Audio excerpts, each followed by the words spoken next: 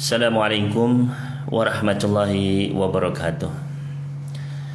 Innal hamdalillah nahmaduhu wa nasta'inuhu wa nastaghfiruh wa na'udzu billahi min syururi anfusina wa min sayyiati a'malina man yahdihillahu fala mudilla lahu wa man yudlil fala hadiyalah. Wa asyhadu an la ilaha illallah wahdahu la syarika lah wa asyhadu anna Muhammadan 'abduhu wa rasuluh. Ya ayyuhalladzina amanu taqullaha haqqa tuqatih wa la tamutunna illa wa antum muslimun.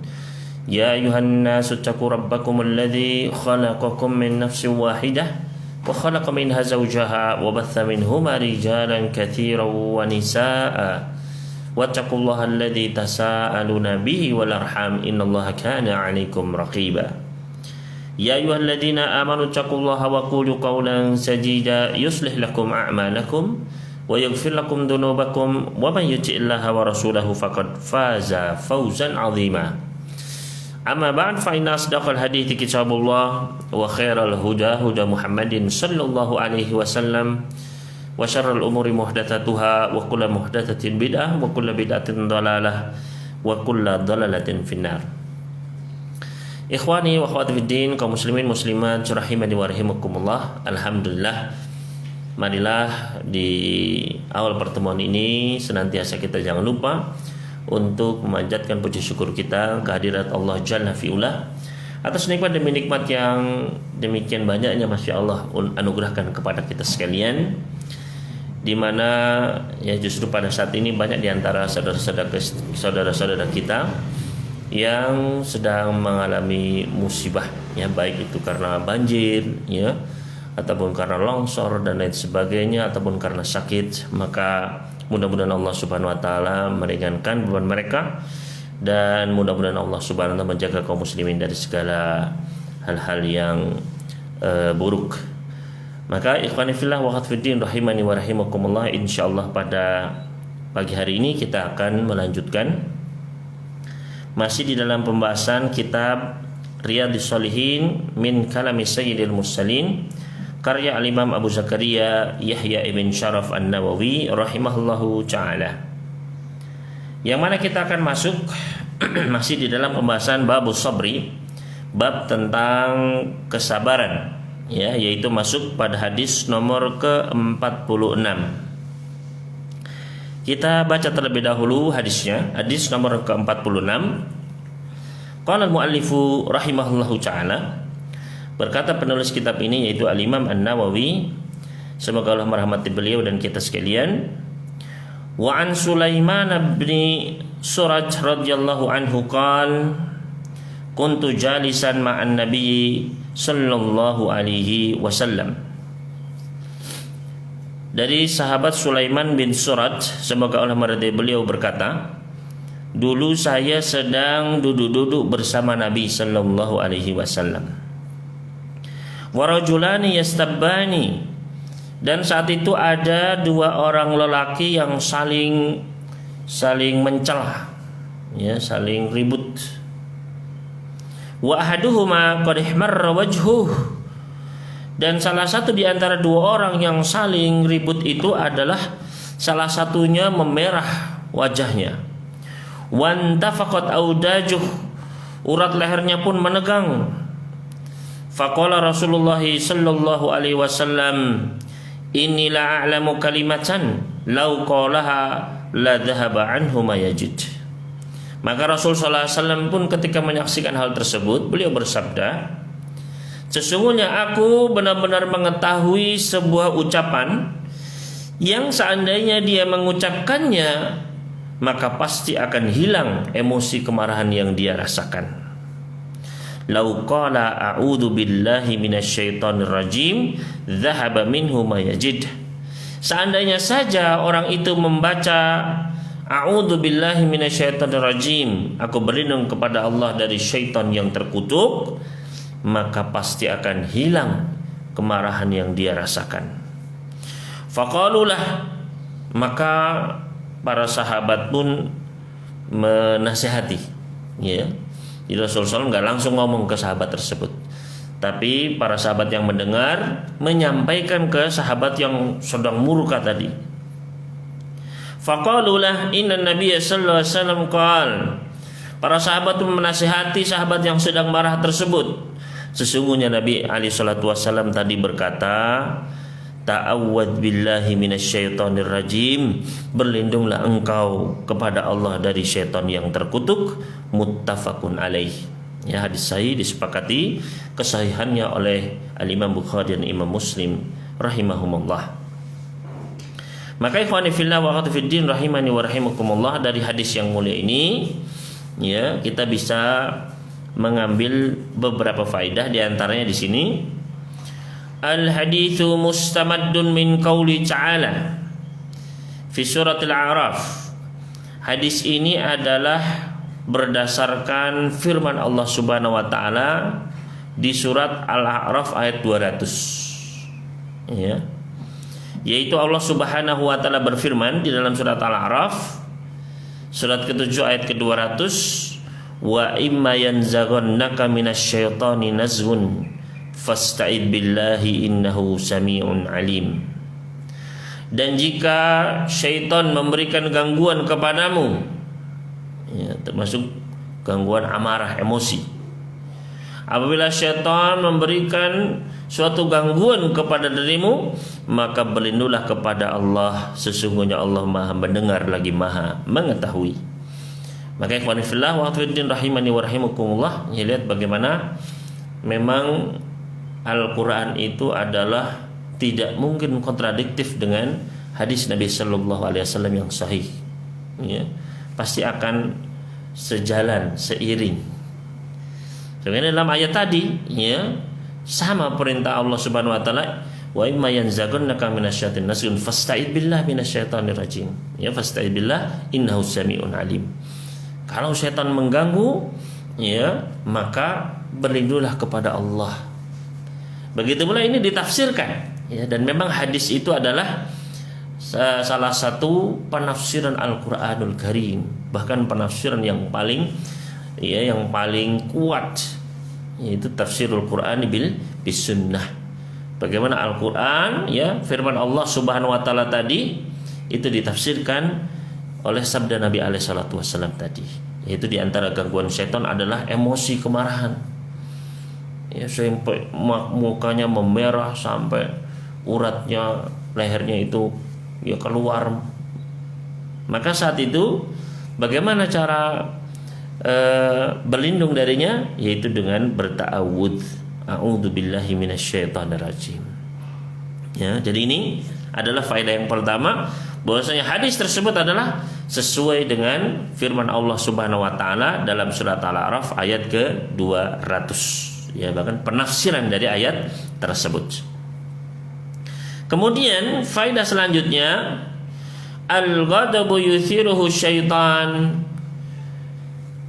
Marah itu adalah salah satu penyebabnya adalah dari gangguan syaitan. Ya, kemarahan merupakan salah satu bentuk gangguan syaitan. Ya. Kenapa? Karena kemarahan ini bisa menimbulkan kerusakan, baik dalam masalah dunia maupun akhirat. Ya, baik masalah din, ya, agamanya seorang bisa rusak, ataupun ya keduniawiannya bisa rusak. Karena betapa banyak orang yang marah, kemudian dia terkena stroke misalnya. Betapa banyak orang yang marah kemudian rusak hubungannya dengan saudara-saudara sendiri, teman-temannya sendiri. Ya. Merusak dunia dan juga merusak akhirat seseorang. Ya, bagaimana kita lihat ketika seseorang marah, akhirnya mengucapkan kalimat-kalimat yang tidak pantas, kalimat-kalimat yang menyakitkan, menzalimi orang lain, bahkan sampai membunuh, waliyadzubillah. Ya, rusak, hancur, ya, dunia dan akhiratnya. Ya. Makanya di sini memang inilah yang memang diinginkan oleh syaitan. Syaitan itu ingin merusak dunia kita dan akhirat kita khususnya. Bagaimana agar seorang anak Adam ini dia bisa hancur akhiratnya? Salah satunya adalah dengan kemarahan. Ya. Karena nanti eksesnya itu bisa kemana-mana. Orang kalau sudah marah, sudah dendam, akhirnya lupa semua, ilmunya lupa, agamanya lupa. Akhirnya dia, ya, menggibah, Akhirnya dia cari-cari kesalahan orang tersebut. Akhirnya dia akan bahkan sampai menyihir, ya, menyantet, ya, hancur semuanya. Jatuh kepada maksiat, kabair, bahkan kesyirikan. Maka di sini hendaknya kita berlindung, ya, karena ini salah satu waswas syaitan, salah satu gangguan syaitan, ya. Makanya justru dalam Islam marah ini dikontrol, ya. Justru apa? Dalam Islam kita diperintahkan apa? Sabar. Makanya ada bab sabar ini, bukan bab marah gitu kan? Nggak ada, ya. Kalaupun marah karena Allah Subhanahu Wa Taala, ada babnya sendiri, ya. Justru babnya apa? Bab sabar, ya. Dilawan, obatnya adalah dengan sabar. Maka di sini ini faedah yang kedua, bahwasanya kemarahan itu adalah dari syaitan. Makanya berhati-hati ketika ada dua orang saling marahan, kita punya teman, punya tetangga marahan, hati-hati, karena di situ pasti ada syaitan yang menyalakan api permusuhan tersebut. Maka hati-hati. Kemudian selanjutnya yang ketiga, as-sahabatu basyarun. Para sahabat itu adalah manusia biasa, sama seperti kita, ya. Meskipun mereka adalah generasi terbaik, ya. Sebagaimana Rasul Shallallahu Alaihi Wasallam, ya, dipilih di antara ruh yang Allah ciptakan. Allah memilih para nabi dan rasul. Yang terbaik adalah Rasul Sallallahu Alaihi Wasallam. Kemudian setelah itu Allah memilih, ya, di antara para hambanya orang-orang terbaik untuk menemani Rasulnya berdakwah, ya. Maka mereka lah generasi terbaik. Namun hendaknya kita mengetahui bahwasanya mereka pun secara person adalah manusia biasa, ya. Bukan berarti kemudian maksum, tidak, ya. Namun yang terjaga adalah prinsip-prinsip manhaj mereka dalam beragama, yang mana mereka itu adalah, ya, jauh dari kebidahan, berusaha menegakkan agama, berusaha mengajarkan sunnah, menghidupkan sunnah Nabi, ya. Ini prinsip-prinsip ini yang kita ikuti secara keseluruhan, maka seluruh generasi sahabat telah dipuji, bukan oleh manusia tapi oleh Allah Subhanahu Wa Taala. Di dalam Al-Quranul Karim surat At-Taubah ayat ke-100, ya. Kalau kita bicara sahabat, maka jangan lupa surat At-Taubah surat ke-9 ayat ke-100, yang mana Allah Subhanahu Wa Taala sendiri memuji was-sabiqunal awwaluna minal muhajirin wal ansar. Dan orang-orang yang pertama kali masuk Islam, yang terdahulu masuk Islam, siapa? Dari kalangan muhajirin dan ansar. Siapa sih orang-orang muhajirin? Siapa sih orang-orang ansar itu? Semua kita tahu, mereka adalah para sahabat Nabi, ya. Walladzina taba'uhum bi ihsan, dan orang-orang yang mengikuti mereka, ya. Radhiyallahu anhum wa radu'an. Allah ridho kepada mereka, mereka pun ridho kepada Allah. Allah siapkan bagi mereka surga yang mengalir di bawahnya sungai-sungai. Jadi kalau kita ingin dapat ridho Allah, kalau kita ingin dapat surganya Allah, caranya apa? Ya, kita bukan sahabat, tapi kita bisa masuk kepada golongan setelahnya. Ya, apa kata Allah? Walladzina taba'uhum bi ihsan, dan orang-orang yang mengikuti mereka. Siapa mereka di sini? Para sahabat Nabi, ya. Makanya kita diperintahkan untuk mengikuti manhajnya para sahabat dalam beragama, dalam memahami Al-Quran, dalam memahami sunnah Nabi Sallallahu Alaihi Wasallam, dalam beribadah, muamalah, ya. Karena Allah sendiri yang sudah memuji para sahabat, Allah ridho sama mereka, ya. Terus kenapa kita nggak ridho kepada para sahabat yang jelas-jelas sudah direkomend sama Allah Subhanahu Wa Taala, ya.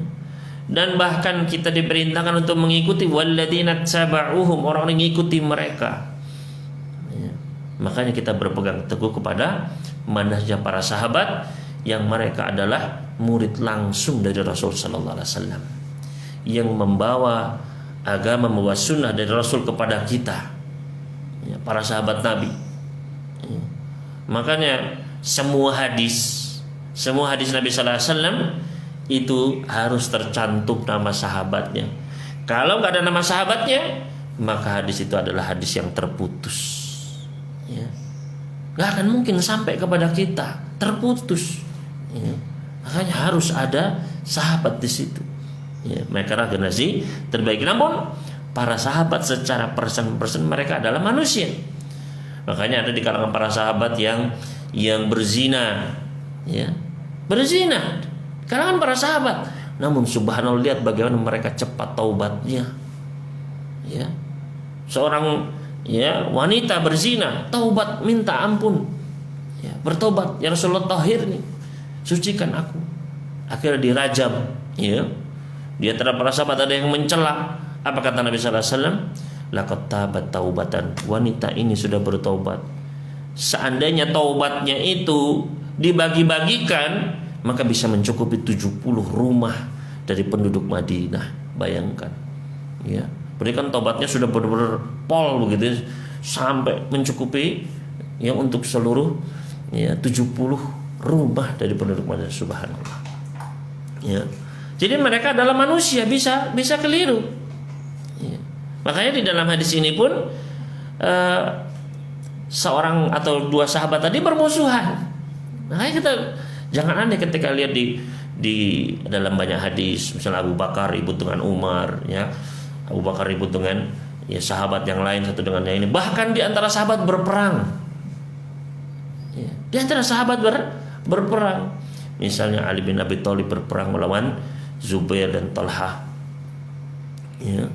Sahabat Ali bin Abi Thalib berperang dengan sahabat Muawiyah. Ya. Kemudian dan seterusnya, ya kan? Peperangan. Kenapa? Mereka adalah manusia. Dan itu semua pun mereka mengikuti sunnah Nabi alaihissalam. Ya. Mereka mengikuti sunnah Rasul sallallahu alaihi wasallam. Nabi sallallahu alaihi wasallam sudah menjelaskan semuanya kepada para sahabat. Misalnya Aisyah pernah dibilang atau ketika Nabi sallallahu alaihi wasallam bersama istri-istri Nabi, ya, nanti di antara kalian akan ada yang mendengar lolongan anjing di lembah fulan, begitu. Saat itu istri Nabi nggak ada yang tahu, ya. Ketika terjadi perang Jamal, Ali melawan Talha dan Zubair bin Awam. Perang. Aisyah datang ingin mendamaikan, ternyata nggak bisa, terjadi peperangan. Maka ketika setelah selesai perang, ya, sahabat Talha terbunuh, Zubair terbunuh, Aisyah pun pulang. Maka di tengah jalan Aisyah pun mendengar lolongan suara anjing, ya. Maka Aisyah pun bertanya, kita ada di mana? Di lembah fulan, wahai Aisyah. Langsung nangis Aisyah. Karena ingat kata Nabi SAW, nanti di antara kalian akan ada yang mendengar lolongan di lembah fulan, ya. Maka itu udah keliru berarti dia. Maka Aisyah pun dia tidak bisa lari, ini ya sudah dikabarkan oleh Nabi sallallahu alaihi wasallam. Ya. Begitu pun terjadi banyak fitnah, dan itu sudah dikabarkan oleh Nabi sallallahu alaihi wasallam. Nanti akan ada peperangan ini dengan ini, nanti ada akan terbunuh di sini, ada yang ini, ya. Para sahabat diberitahukan, tapi mereka akhirnya menjalani hal tersebut. Mereka pun tetap menjalankan sunnah Rasul alaihi salatu wassalam. Maka di sini, ya, para sahabat mereka adalah manusia biasa, bisa keliru, bisa marah, ya. Namun subhanallah betapa cepatnya ketika mereka diingatkan, langsung kembali kepada ya kalamullah wa kalam Rasulih alaihi salatu wassalam. Diingatkan langsung, ya, langsung taat, langsung sami'na wa ata'na. Inilah yang harus kita tiru, ya, manhajnya para sahabat, bagaimana akidah mereka, bagaimana tata cara beragama mereka, itu yang harus kita pahami benar-benar dan harus kita amalkan, ya. Kemudian jadi itu yang faedah ketiga, para sahabat adalah manusia biasa, namun ya mereka sudah berlalu, mereka sudah diridhoi oleh Allah Subhanahu wa taala, maka kita pun hendaknya mengikuti mereka dan jangan sampai kita menjelek-jelekan mereka, ya. Nabi alaihissalam pernah berpesan, la tasubbu ashabi, janganlah kalian mencela sahabat-sahabatku. Karena seandainya salah seorang di antara kalian berinfak dengan sebesar ya mislu Uhudin taban, dia berinfak bersedekah dengan gunung emas sebesar gunung Uhud. Itu emas sebesar gunung Uhud. Ya. Itu berapa ton itu kan? Ya. Disedekahkan maka tidak bisa menandingi ya mud ahadin. Ya, satu mud sedekah mereka.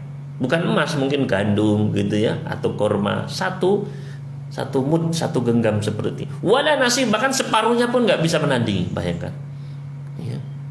Padahal apa ya, satu istilahnya kalau kita lihat harganya begitu ya, misalnya satu genggam beras dengan satu gunung emas ya, secara nilai maka lebih besar satu gunung emas, tapi katanya nggak bisa menandingi, pahalanya nggak bisa. Karena apa? Karena keimanan mereka, karena kejujuran mereka, karena keikhlasan mereka.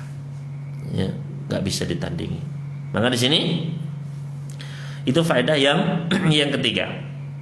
Kemudian yang keempat, hikmat Rasulullah sallallahu alaihi wasallam fi da'wati ilallah, yaitu hikmah dalam berdakwah. Ya, ini yang dicontohkan oleh Rasul sallallahu alaihi wasallam. Hendaknya kita itu ya bijak, hikmah dalam berdakwah. Hikmah itu apa? Hikmah itu artinya adalah ya menempatkan segala sesuatu sesuai tempatnya. Maka hendaknya ketika kita berdakwah itu memperhatikan ya tata caranya, prioritasnya, ilmunya, dengan siapa kita berbicara, kepada siapa kita berbicara, bagaimana tingkatan pemahamannya, bagaimana keadaan emosinya, ya, seberapa dekat dia dengan kita, apakah bisa mengakhiri maslahat yang lebih besar atau justru mafsadat yang lebih besar, ya. Maka semua itu perlu kita pelajari, kita pertimbangkan, ya. Karena kebanyakan manusia mereka semangat ya ketika orang-orang baru belajar ya mengaji ya sunnah ya, maka mereka pun cepat, wah ini ya belajar tentang misalnya tentang bid'ah, wah bid'ah itu sangat berbahaya. Iya betul ya. Tapi kemudian pulang ke rumah langsung, wah ini bid'ah, langsung disikat semua, jangan ya. Maka tetap dalam berdakwah kita harus ya melihat prioritas kita dalam dakwah, apa yang harus kita prioritaskan, apa yang harus kita dahulukan, ya caranya, jangan sampai caranya keliru. Ya, para ulama memberikan nasihat kepada kita. Ya, Al-Imam Al-Albani, begitu pula murid beliau Syekh Ali Al-Halabi rahimahumullah. Mereka sering mengingatkan bahwasannya ya, al-haqqu tsaqil, kebenaran itu berat untuk diterima. Ya, bagi sebagian orang sudah berat. Mau menerima sunnah, mau menerima kebenaran itu sudah berat. Fala tazid siqal al-haq bi siqali al-uslub. Jangan tambah, sudah berat bebannya menerima kebenaran, ditambah dengan beratnya apa? Cara yang salah. Ya. Harusnya beratnya 100 kilo, gara-gara salah ya, cara menyampaikannya tambah menjadi 1 ton malah begitu. Ya.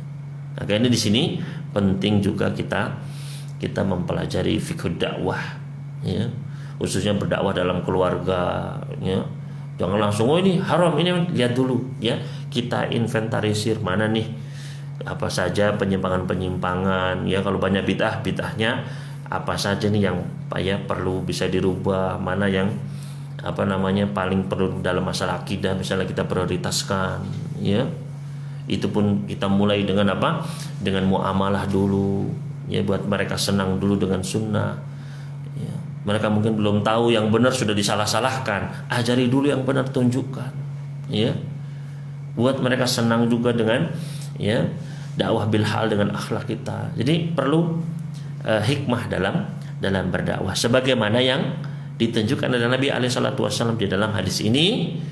Beliau ketika melihat dua orang marah nggak langsung ya menengahi mungkin orang itu mungkin hanya istilahnya mungkin dia berhenti ya, tidak bermusuh tidak ribut lagi, tapi masih ada dendam misalnya di situ, cuman karena sungkan saja ada Rasulullah misalnya ya. Maka di sini Nabi sallallahu alaihi wasallam pun beliau menyampaikan kepada para sahabat yang hadir untuk nanti menyampaikan kepada sahabat tersebut, ya. Mungkin biar sahabat tersebut tidak sungkan, ya. Mungkin agar sahabat itu tidak merasa malu kepada Nabi sallallahu alaihi wasallam begitu. Ya, maka di sini perlunya kita hikmah dalam menyampaikan kebenaran tersebut, ya. Mungkin kalau kita langsung menyampaikan kurang tepat, ya. Karena kita pernah punya sesuatu dengan orang tersebut misalnya. Kalau kita menyampaikan ini pasti dianggap lain kalau kita menyampaikan. Maka kita cari, ya, mungkin lewat sahabatnya, orang yang dekat yang bisa menerima. Maka ini juga bagian hikmah dalam berdakwah. Kemudian selanjutnya, istihbabun nushi lil akharin wa in lam yatlubuh, yaitu dianjurkannya kita memberikan nasihat kepada orang lain meskipun mereka tidak memintanya, ya. Artinya di sini Nabi sallallahu alaihi wasallam, ya, memberikan nasihat beliau, ya. Ketika memang dilihat dibutuhkan, disampaikan, ya, meskipun mereka tidak memintanya. Kita tahu dia punya masalah belum menyampaikannya kepada kita sampaikan nasihat tersebut, maka ini adalah boleh, ya, dianjurkan. Kemudian faedah yang terakhir di sini, jawazu naqlin nasihah liman lam yasma'ha. Bolehnya menyampaikan nasihat atau menukil nasihat, ya, kepada orang lain, ya, kepada orang yang belum mendengarnya. Artinya di forward begitu, ya. Kita kirim, ya, kita repost begitu, ya, maka boleh. Ya, ketika kita dengar ada hadis, ada ilmu, kemudian kita sampaikan kepada orang lain yang mungkin membutuhkannya, mudah-mudahan dia mengambil manfaat, maka ini adalah boleh. Sebagaimana dalam hadis tersebut Nabi sallallahu alaihi wasallam menyampaikan kepada para sahabat yang ada di samping beliau, ya, orang ini marah, kalau mengucapkan kalimat ini akan hilang marahnya. Maka para sahabat menyampaikan kepada orang tersebut. Jadi boleh saja ketika kita dapat ilmu kemudian kita sampaikan, ya, tapi sekali lagi, ya, kita harus juga jangan semua langsung kita share. Ya, semua ucapan itu ada tempatnya, ada waktunya. Jadi makanya tadi dibutuhkan hikmah tadi. Jangan dapat kajian langsung share, ya, langsung, ya. Karena kadang kita perlu pisahkan kajian dengan ketika kamu berdua tentu saja berbeda, ya. Kajian juga dengan status di medsos itu berbeda, ya.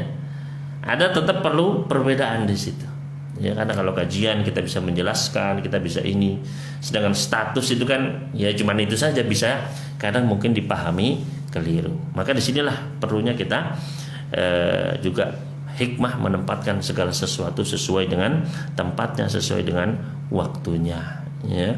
Ketika kita mau share, itu kita perhatikan ini share ke grup apa, ya. Jangan misalnya grup tentang apa, misalnya umum, ya, misalnya satu grup profesi apa begitu, ya. Kemudian kita share dengan apa, hal-hal yang sebenarnya kurang pas begitu. Maka di sini atau waktunya tidak pas, maka di sini kita juga perlu hikmah, ya, berhati-hati benar-benar jangan sampai justru orang lari gara-gara kita, ya. Kata Nabi sallallahu alaihi wasallam, inna minkum munafirun, ya, atau munafirin, di antara kalian itu ada orang-orang yang membuat orang lain lari dari sunnah. Maka jangan sampai kita menjadi orang tersebut. Jadi di sini adalah hadis nomor ke-46, ya. Dan juga tadi faedahnya jelas, tentu saja ketika kita marah maka dianjurkan untuk berta'awudz. Ya, ketika kita marah maka dianjurkan untuk berta'awudz, untuk menghilangkan amarah kita. Nah, selanjutnya hadis nomor ke-47. Berkata Al-Imam An-Nawawi rahimahullah taala di sini, wa an Mu'adz bin Anas radhiyallahu anhu anna an-nabiy sallallahu alaihi wasallam qala man kadhama ghaidhan wa huwa qadirun ala an yunfidhahu da'ahu Allah subhanahu wa ta'ala ala ru'usil khalaiq yaumal qiyamah hatta yukhayyirahu minal huril 'aini ma syaa. Rawahu Abu Dawud wa Tirmidzi wa qala haditsun hasan. Dari sahabat Mu'adz bin Anas, semoga Allah meridai beliau, bahwasanya Nabi Shallallahu Alaihi Wasallam pernah bersabda, barang siapa yang menahan amarahnya, ya, menahan, mengempet, ya, kemarahannya, emosinya dia tahan. Wa huwa qadirun ala an yunfidahu, padahal dia mampu untuk melampiaskannya. Artinya yang marah, misalnya yang berbuat kesalahan itu anak buahnya, begitu ya. Kan sebagai bos bisa saja kamu begini-begini, bisa saja, ya, karena memang dia memiliki kekuasaan, ya, memiliki kemampuan, ya. Berbeda dengan orang yang ngempet karena bosnya, misalnya yang marah-marah, dia ngempetnya karena takut sama bosnya, beda. Nah, jadi di sini barang siapa yang dia menahan kemarahannya, padahal dia sanggup, mampu untuk melampiaskannya, dia bisa saja. Da'ahu Allah subhanahu wa ta'ala ala ru'usil khalaiki yaumal qiyamah. Maka nanti di hari kiamat, ini ganjarannya, Allah akan memanggil dia. Siapa yang manggil? Allah subhanahu wa ta'ala, ya, manggil kita. Ini kan berarti kehormatan luar biasa. Misalnya dipanggil Pak Fulan, ya, Ibu Fulanah, ya, siapa yang manggil? Allah subhanahu wa ta'ala. Da'ahu Allah, Allah akan memanggil dirinya di hadapan seluruh makhluk pada hari kiamat nanti. Berarti kan makhluk ini banyak sekali. Manusia dari awal sampai akhir, bayangkan. Manusia dari awal sampai akhir.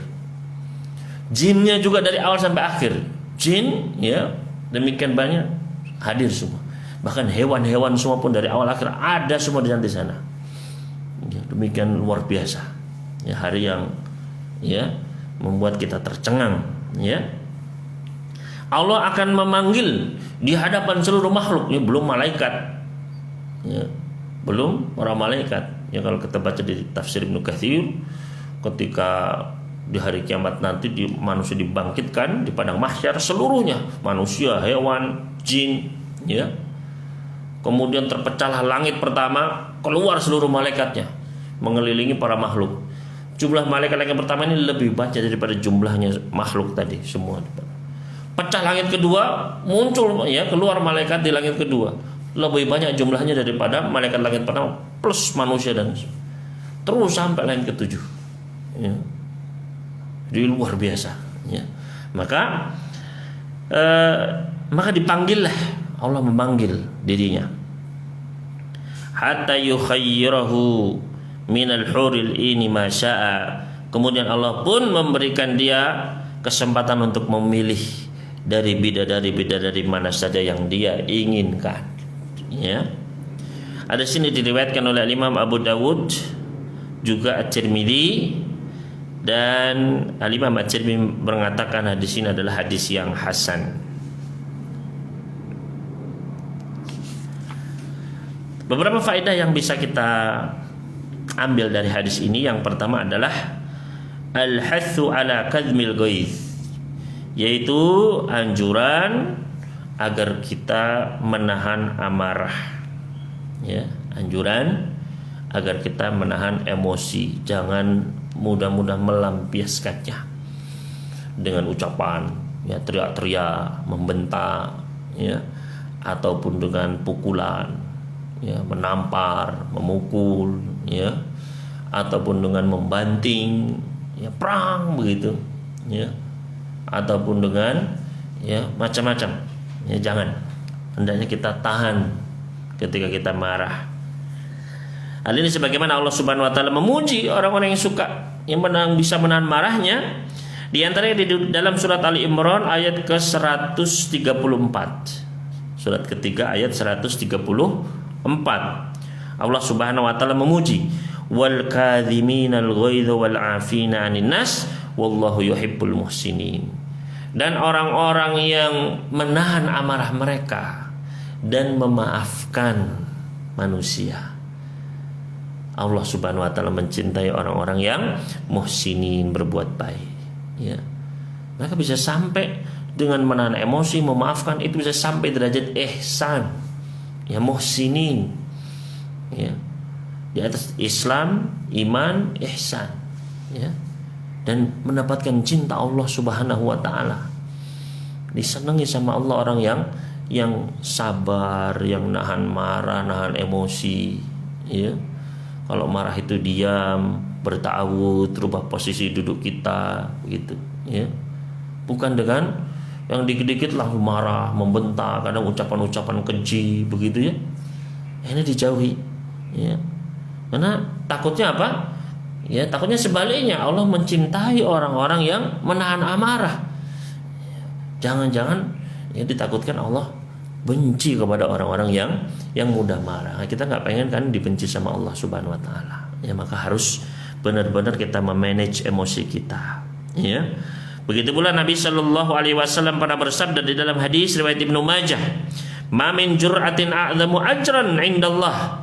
Tidak ada suatu ya perasaan menahan, mengempet, ya, yang lebih besar pahalanya di sisi Allah min jur'ati ghaidin kadhamaha 'inda abdun ibtigha wajhillah, yang lebih besar pahalanya di sisi Allah daripada menahan emosi, ya, ketika seorang hamba menahan emosinya karena mengharapkan wajah Allah, pengen dicinta, disenangi sama Allah, ya, dia tahan itu.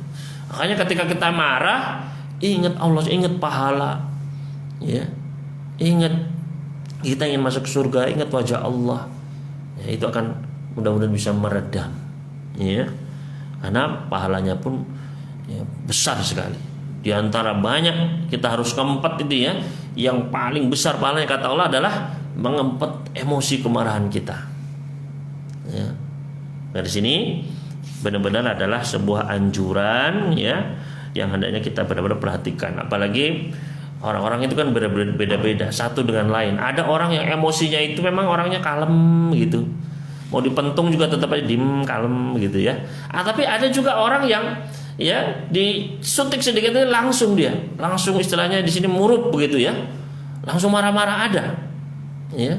Ada nggak dia apa-apain juga marah begitu, ya. Sandung mejanya dimarahin.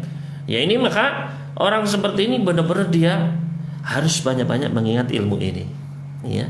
Surat Ali Imran ayat 134, ya. Hadis ini, ya. Maka ini adalah sebuah keutamaan yang besar, ya. Dan nanti untuk bapak-bapaknya dipersilakan memilih bidadari, ya. Nah, terus gimana saat ibu-ibu juga suka emosi, ya kan? Terus nanti milih apa? Ya, insya Allah ibu-ibu pun akan bisa mendapatkan kenikmatan yang ya terserah mau milih apa saja di surga ada kok, ya. Nanti Allah Subhanahu wa taala akan memberikan pilihannya, ya. Namun di sini adalah kitabnya biasanya Rasulullah SAW kepada para sahabat, ya. Maka yang lebih sering diungkapkan adalah memilih bidadari yang diinginkan. Ya, adapun para wanita biasanya memang lebih suka kepada pakaian, begitu, perhiasan, ya.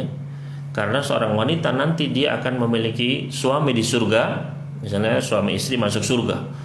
Nanti suaminya ini akan menjadi seorang suami yang sempurna. Ya, kata Nabi SAW, seorang lelaki di surga akan diberikan ya kekuatan seperti 100 orang laki-laki. Ya. Berarti 100 kali lipat. Jadi suaminya akan menjadi suami yang sempurna, ya. Artinya dia itu kekuatannya 100 kali lipat, ya. Romantismenya juga 100 kali lipat, ya. Jadi luar biasa, ya. Jadi ya sudah cukup lah, ya sudah cukup bagi seorang wanita. Dia akan bisa menikmati apa saja. Ada yang sukanya perhiasan apa saja dia seneng. Ada yang sukanya beres-beres rumah, dia akan punya istana, ya. Ada yang senangnya bercocok tanam, ya. Dia akan punya kebun-kebun yang demikian indahnya, ya, macam-macam. Semuanya ada, ya. Mereka akan mendapatkan apa saja yang mereka inginkan nanti di surga nanti. Kemudian selanjutnya, yu'taddu biqimatil afwi 'indal qudrah 'alal intisar, ya. Yaitu bahwasannya hadis ini terikat dengan apa? Kemampuan. Terikat dengan kemampuan. Artinya ketika seseorang itu mampu untuk melampiaskannya, itu semakin besar pahalanya. Ya, semakin besar seorang itu Misalnya dia orangnya kuat, ya, kepada orang yang lemah, begitu kan bisa saja menempeleng gampang, ya, atau dia punya jabatan, pangkat, bisa saja untuk menyiksa, menghukum bisa. Ya, maka ketika dia menahan emosinya, ya, nggak marah-marah tapi malah menasihati, kamu kamu salah, begini, ya, jangan dulu, saya maafkan, maka ini pahalanya besar. Ya, maka di sini hadis ini terikat dengan apa? Kemampuan. Ya. Maka ketika kita mampu, jangan mudah-mudah untuk melampiaskan, sabar. Ya. Nah, Nabi Sallallahu Alaihi Wasallam pernah bersabda, laisal qawiyyu bisur'ah, bukanlah orang yang kuat itu, orang mukmin yang kuat itu yang pintar gulat, ya, yang perkasa, enggak. Tapi orang yang kuat adalah orang yang bisa menahan emosinya ketika dia marah. Itu adalah hadis nomor ke-47, ya, anjuran agar kita menahan emosi, ya. Selanjutnya hadis ke-48, berkata Imam An-Nawawi rahimahullah taala di sini, wa an Abi Hurairah radhiyallahu anhu anna rajulan qala lin Nabi sallallahu alaihi wasallam. Dari sahabat Abu Hurairah, semoga Allah meridai beliau, bahwasanya ada seorang lelaki berkata kepada Nabi Shallallahu Alaihi Wasallam, "Ausini, ya Rasulullah, tolong berikan wasiat untukku." Ya, berikan nasihat yang benar-benar aku akan pegang teguh, jadi wasiat. Qala la taghdab. Ya, maka Nabi Shallallahu Alaihi Wasallam pun bersabda, berwasiat, jangan marah. Faraddada miran, diulang-ulang terus sama Nabi, jangan marah, ya, jangan marah, jangan marah, ya. Qala la taghdab, Nabi sallallahu alaihi wasallam kemudian mulai, jangan marah. Rawahul Bukhari, hadis ini sahih, diriwayatkan oleh Imam Al-Bukhari, ya. Maka wasiat ini juga untuk kita semua, ya, apalagi yang suka marah-marah, ya, la taghdab.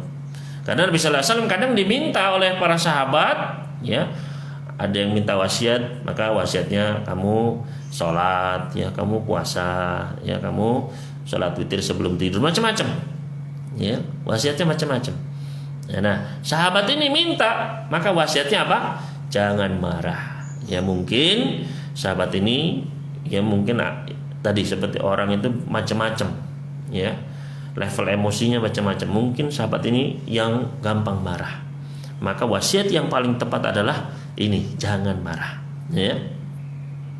Maka faedah yang bisa kita ambil dari hadis ini, yang pertama, i'ta'un nasiha wa badluha liman talabaha.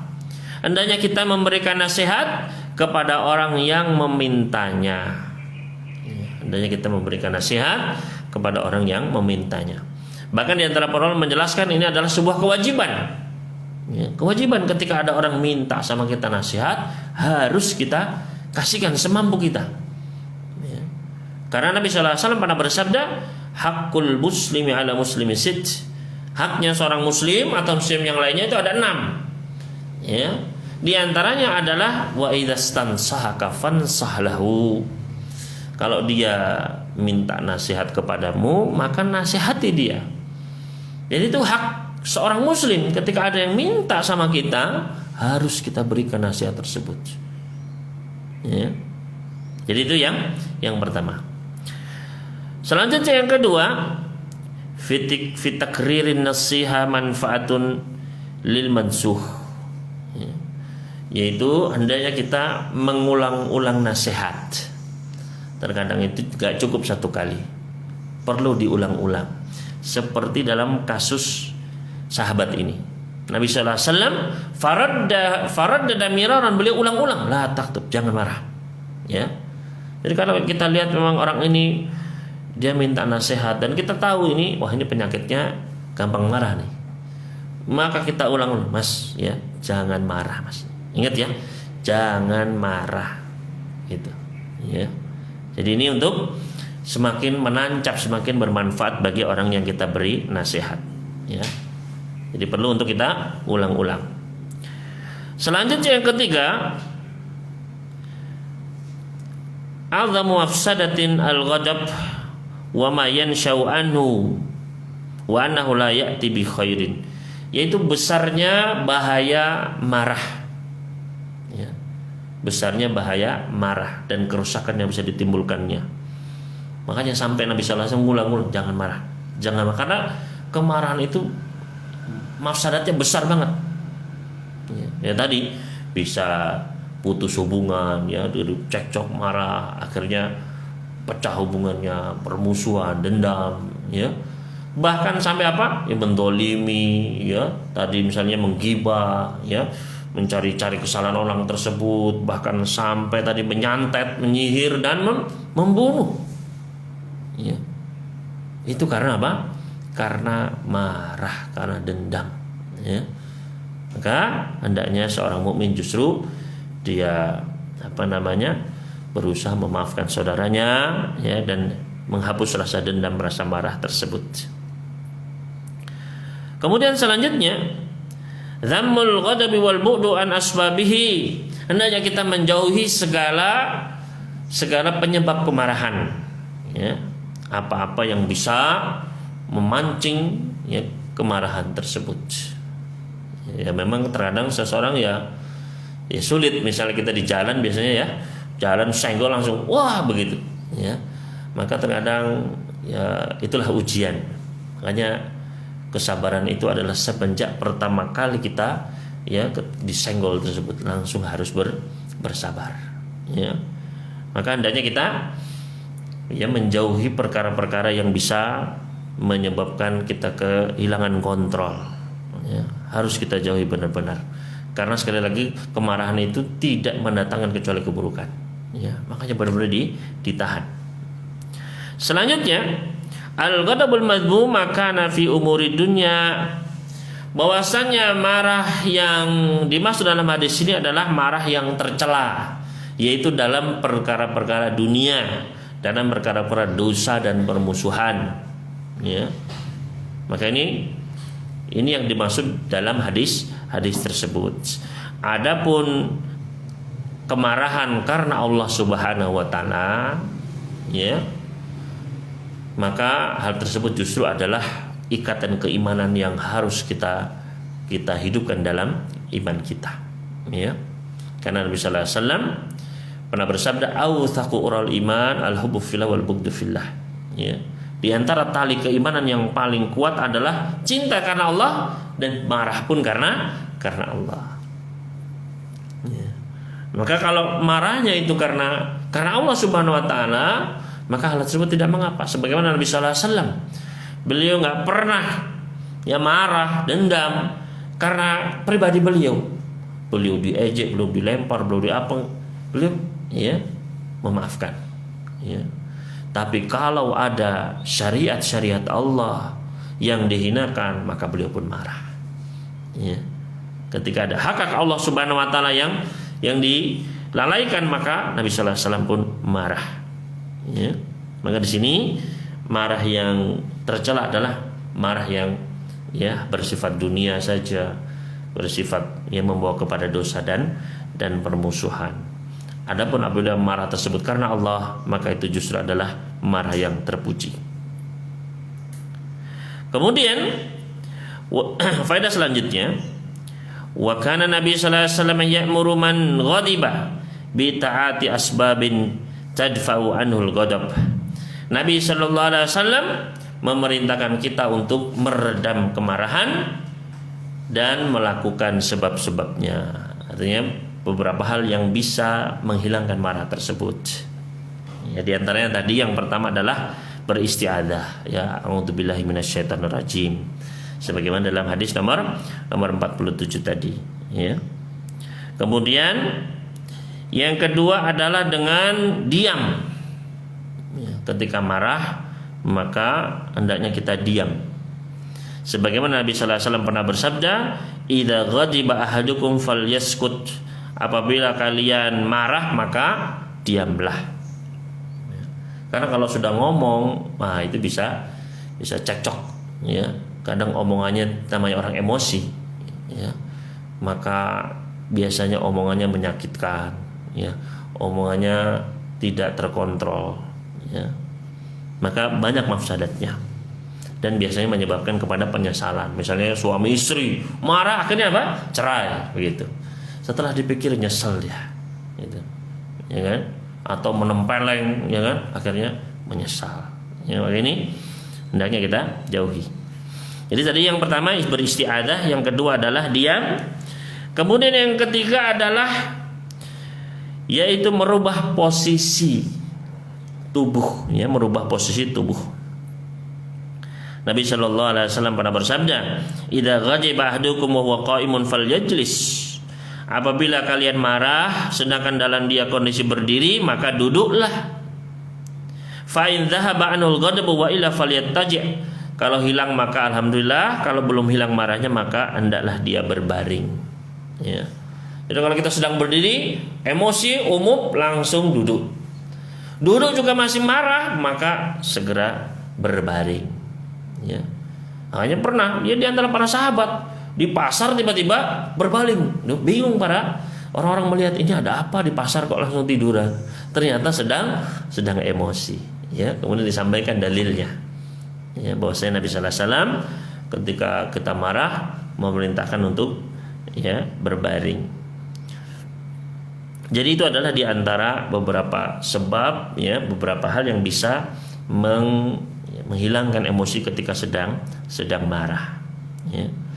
Selanjutnya hadis nomor ke-49. Qala al-muallif rahimahullahu taala wa an Abi Hurairah radhiyallahu anhu qala Rasulullah sallallahu alaihi wasallam. Dari sahabat Abu Hurairah, semoga Allah meridai beliau berkata, Rasul sallallahu alaihi wasallam pernah bersabda, "Ma yazalul bala'u bil mu'mini wal mu'minah fi nafsihi wa waladihi wa malihi hatta yalqallaha ta'ala wa ma alaihi khati'ah." Rawahu Tirmidzi wa qala haditsun hasanun sahih. Rasul sallallahu alaihi wasallam pernah bersabda, dan senantiasa ujian itu menimpa seorang mukmin atau mukminah, baik pada dirinya, misalnya sakit, ya, sakit apa begitu, ya, kena kanker, apa diabetes, apa begitu, wa waladihi, atau pada anak-anaknya, keluarganya, ya. Karena seorang orang tua kalau anaknya terkena musibah, ya sedih, pasti sedih namanya orang tua, ya. Anaknya misalnya sulit cari kerja, sedih. Sudah dapat kerja, anaknya nggak dapat jodoh, sedih, ya. Sudah dapat jodoh, nggak dapat anak, sedih lagi, ya. Pokoknya sedih terus orang tua ini. Ya, memang orang tua itu kalau kena dua ujian itu, ya, manusia kalau kena dua ujian itu lemas sudah. Yang pertama itu kalau kena ujian sakit, ya. Yang kedua itu kalau ujian anak, ya, lemas sudah, ya. Kena sakit apa begitu, ya, kanker misalnya, lemas, nggak bisa apa-apa sudah, ya. Atau terkena ujian pada anaknya, ya. Maka di sini senantiasa ujian itu menimpa seorang mukmin atau mukminah, baik pada dirinya atau anaknya, wa mali, atau hartanya, ya, bangkrut misalnya. Terus menerus ujian-ujian itu menimpa hatta yalqallahu ta'ala wa mali khati'ah, sampai akhirnya berjumpa dengan Allah dalam keadaan tidak memiliki sedikit pun kesalahan. Hadis riwayat Tirmidzi, dan beliau mengatakan hadis ini adalah hadis yang hasan sahih, ya. Artinya, ya, musibah ini masuk dalam bab sabar, ya, karena dulu sudah pernah kita ungkapkan sabar itu ada 3, ya. Pertama, as-sabru fi ta'atillah, sabar dalam melaksanakan ketaatan-ketaatan. Ya, kita kan sholat, ya, harus sabar, ya. Kita zakat, kita puasa, itu harus sabar, ya kan? Kemudian yang kedua adalah as-sabru an maksiatillah, bersabar dalam meninggalkan maksiat. Itu kan juga butuh sabar, ya. Kita mau mukul orang, aduh, sabar. Kita mau, ya, memfitnah orang, itu harus bersabar, ya. Kita mau, ya, mengambil harta haram, di situ dibutuhkan kesabaran, ya. Dan yang ketiga adalah as-sabru fi aqdarillah, ya, fil musibah, bersabar dari ketetapan-ketetapan Allah, yaitu musibah. Ini 3 jenis kesabaran, ini tidak lepas dari 3 ini. Ya. Nah, dalam hadis ini masuk yang mana? Masuk ke yang 3, bersabar terhadap takdir ketetapan Allah, yaitu musibah. Makanya masuk bab ini. Makanya bab ini sabar itu biasanya dalam ketaatan, ya, dalam meninggalkan maksiat, dan dalam musibah. Yang biasanya secara dimutlakan adalah sabar itu terhadap apa? Musibah. Ya. Padahal sebenarnya mencakup 3 hal ini. Maka kemudian di sini senantiasa yang namanya bala, ujian itu menimpa, artinya terus menimpa orang mukmin mukminah. Ya. Baru dia sembuh sakit, anaknya sakit. Baru anaknya sakit, ya bisnisnya teruji. Ya. Baru ini terus, ya, gak habis-habis ujiannya itu. Ya. Sampai ya akhirnya mati ngenes. Ya, mati dalam keadaan udah sakit, bangkrut, ya. Tapi subhanallah, jangan kita kemudian wah kasihannya begitu, belum tentu. Ya. Ketika justru dengan musibah-musibah itu dia semakin dekat sama Allah. Ya. Ini hasilnya. Dia jumpa, ketemu Allah di hari kiamat dalam keadaan nggak punya beban. Ya. Wa ma alaihi khati'ah, nggak ada kesalahan, nggak ada dosa. Enteng sudah. Bayangkan kita jumpa sama Allah sudah nggak ada beban. Ya. Ya kan enak ketemu sama Allah, sudah diakui, wah ini hamba beriman. Ya, dosa beres semua sudah. Kan enak. Ya. Tinggal mengharapkan apa? Mengharapkan pahala dari Allah Subhanahu wa taala saja. Ya, maka janganlah kita bersuzon, janganlah kita merasa kita ini dizolimi, ya, sedih, jangan. Ya. Justru bisa jadi itu adalah kebaikan dari Allah Subhanahu wa taala. Ya. Maka di sini Bapak Ibu sekalian rahimani wa rahimakumullah, beberapa faedah di sini yang bisa kita ambil. Yang pertama, al-mu'minu mu'arradun lil ikhtibar bi alwanin minal bala. Seorang mukmin itu dia akan diuji dengan berbagai macam warna ujian, berbagai macam jenis ujian. Ya. Pada dirinya, pada anaknya, ya. Nabi Allah Subhanahu wa taala pernah menjelaskan di antara bentuk-bentuk ujian, ya, wala nabluwannakum bisyai'in minal khaufi, takut. Ya, takut karena maling, takut dibunuh, takut virus, ya. Takut miskin, takut mati, penyakit dan sebagainya, macam-macam. Ya. Maka seorang manusia itu pasti dia akan menghadapi berbagai macam ujian, berbagai macam jenisnya itu. Ya, mulai dari yang kecil, ya, misalnya tertusuk duri, sampai ya yang penyakit-penyakit harus dioperasi, harus diamputasi begitu. Mulai dari perasaan nggak enak, ya, kecil begitu, sampai perasaan yang menekan dada kita luar biasa. Ya, seakan-akan dunia menjadi sempit. Ya, ujian demikian beratnya. Ya, maka ini, ya, faedah yang pertama. Ya, berbagai macam jenis ujian. Kemudian selanjutnya yang kedua, bisyaratul mu'minil mubtala, kabar gembira bagi orang beriman yang diuji. Ya, kabar gembira bagi orang-orang yang diuji. Allah Subhanahu wa taala berfirman di dalam surat Al-Baqarah ayat 155. Ya, dalam surat Al-Baqarah surat kedua ayat 155. Allah Subhanahu wa firman, wala nabluwannakum bisyai'in minal khaufi wal ju'i wa naqsi minal amwali wal anfusi wath thamarat wa basyiris sabirin. Kata Allah Subhanahu wa taala, dan sungguh kami benar-benar akan menguji kalian dengan sedikit dari rasa takut, rasa lapar, kekurangan harta benda, kekurangan jiwa dan buah-buahan, maka berikanlah kabar gembira kepada orang-orang yang bersabar. Ya. Maka di sini Allah sendiri sudah menekankan di awal ayat tadi, wala nabluwannakum. Ya, bahkan sudah pakai 2 penekanan, 2 takkid namanya. Ya. Wala nabluwannakum dengan lam taukid dan nunun taukid. Artinya dan sungguh kami benar-benar, ditekankan lagi. Berarti pasti manusia itu akan diuji. Jadi jangan menyangka udah kita tuh hidup saya ini pasti akan lurus-lurus saja, enak-enak saja, begitu enggak. Manusia pasti akan diuji.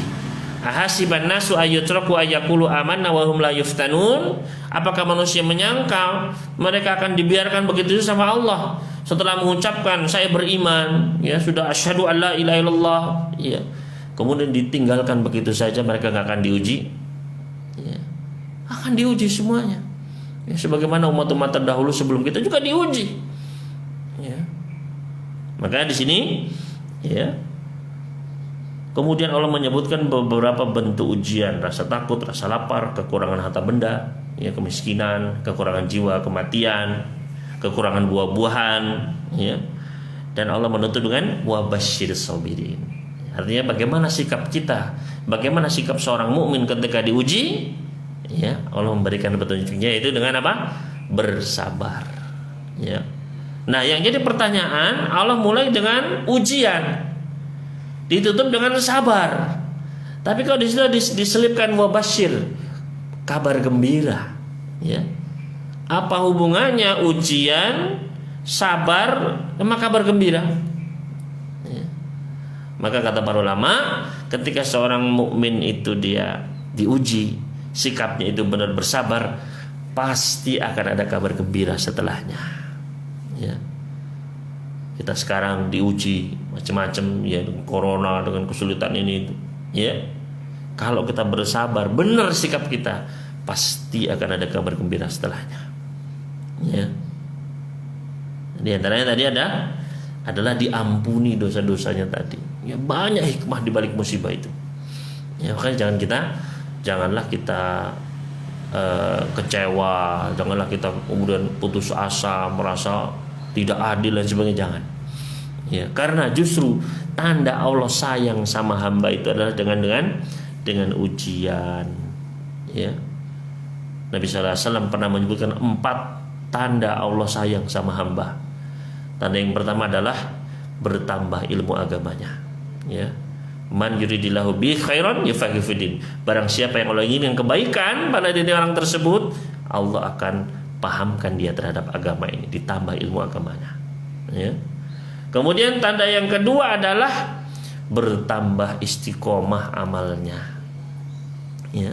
Kata Nabi sallallahu alaihi wasallam, innallaha idza arada bi 'abdin khairan ista'malah. Sesungguhnya Allah apabila menginginkan kebaikan pada diri seorang hamba, Allah akan pakai dia. Para sahabat bertanya, wa kaifa yastamilu, ya bagaimana ini Allah memakai hamba itu? Kata Nabi sallallahu alaihi wasallam, yaitu Allah akan berikan taufik dia bisa beramal, bisa istiqomah sebelum kematian. Jadi pas meninggal pas beramal soleh, ya.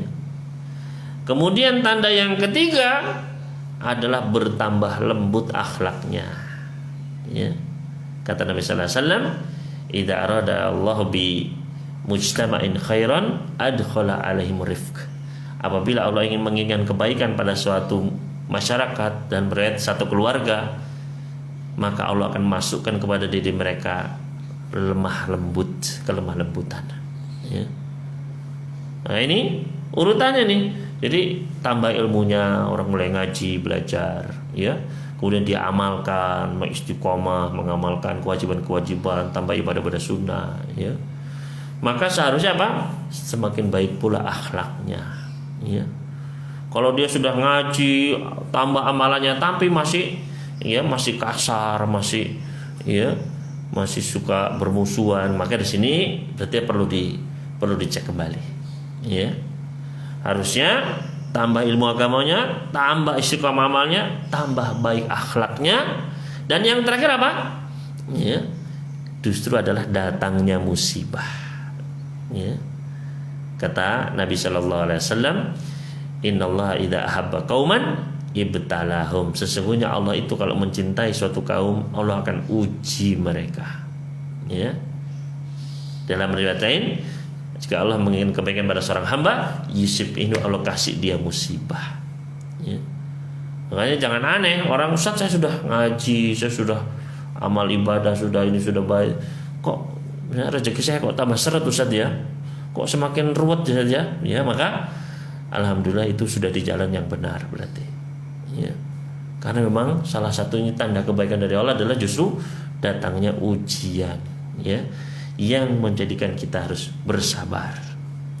Kemudian, jadi itu faedah yang kedua, ya, kabar gembira bagi orang yang sedang diuji, ya. Kemudian faedah yang ketiga, al-bala'u yukaffiru dzunuba, bahwasanya ujian musibah itu bisa menggugurkan dosa-dosa, ya. Ujian itu bisa menggugurkan dosa-dosa. Semakin seseorang dia bersabar, semakin tulus mendekat kepada, semakin banyak itu berguguran dosa-dosanya, ya. Dan sebaliknya ketika orang malah murka sama Allah, nggak menerima takdir Allah, maka Allah pun murka pada dirinya, ya. Maka hendaknya kita bersabar ketika kita ditimpa musibah apa saja. Bahkan kata Nabi SAW, meskipun itu duri yang menusuk, ya, luka kecil itu akan menggugurkan dosa kita, ya, apalagi musibah-musibah yang besar, ya. Kemudian faedah yang terakhir, ya, mungkin penutup, ya, pertemuan kita pada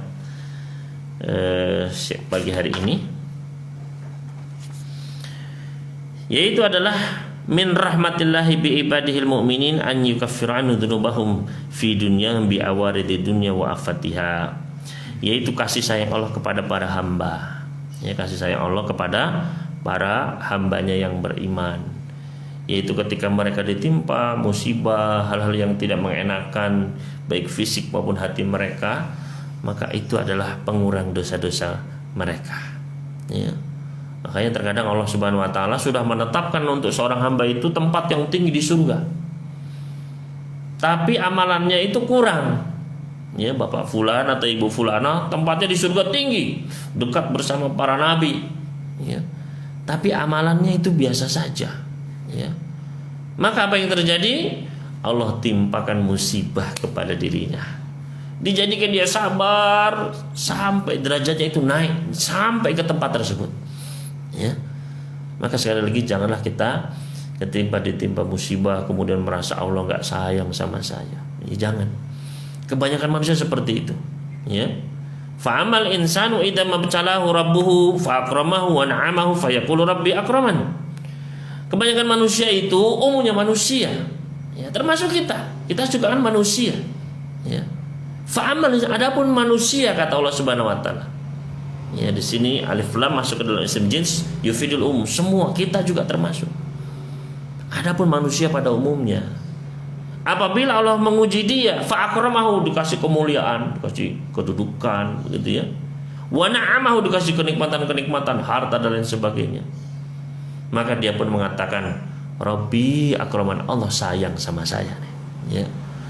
Ketika dunianya masya Allah, ya, kedudukannya naik terus, baik terus, wah, Allah sayang sama saya nih, ya. Namun sebaliknya, wa amma idza mabtalahu faqadara alaihi rizqahu fayaqulu rabbi ahanan. Ketika Allah uji dia, dibatasi rezekinya, maka dia pun mengatakan Allah menghinakan saya, Allah nggak sayang sama saya. Itu kebanyakan manusia. Ketika ditimpa musibah, wah, Allah nggak sayang sama saya, ya. Maka ini keliru. Kebanyakan manusia menjadikan barometer Allah sayang sama dia adalah barometer duniawi, ya. Kebaikan-kebaikan dunia, ya. Wah, berarti Allah sayang sama saya ini, ya. Padahal bukan. Tanda Allah sayang sama hamba tadi ilmu agama, ya, amal soleh, kemudian akhlak yang mulia, kemudian sabar ketika musibah, ya. Dan, tapi kan kita juga ini, itu kan kebaikan dari Allah, iya, itu kebaikan, ya, kita syukuri, iya. Tapi jangan jadikan itu tanda kebaikan, karena bisa jadi apa? Bisa jadi istidraj, ya. Allah kasih seseorang, ya. Kata Nabi SAW, idza ra'aitallaha yu'ti 'abda 'ala ma'asi ma yuhib. Kalau kamu melihat Allah itu ngasih kepada seseorang apa saja yang dia inginkan, tapi dalam bermaksiat semakin jauh dari Allah, maka ketahuilah itu yang namanya istidraj. Ya. Dia terus dikasih kenikmatan dunia tapi nggak semakin dekat kepada Allah, semakin lupa, ya. Ketahuilah itu apa namanya? Istidraj. Ya, dikasih nanti totalan di belakang. Ya.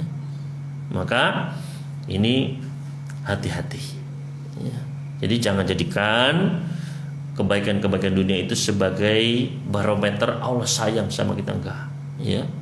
Kita syukuri, kita ya gunakan untuk ketaatan, gunakan untuk sebagai ya sumber pahala, iya. Ya. Tapi kita takut jangan-jangan itu istidraj. Maka ini Bapak Ibu sekalian rahimani wa rahimakumullah, mungkin apa yang bisa kita pelajari pada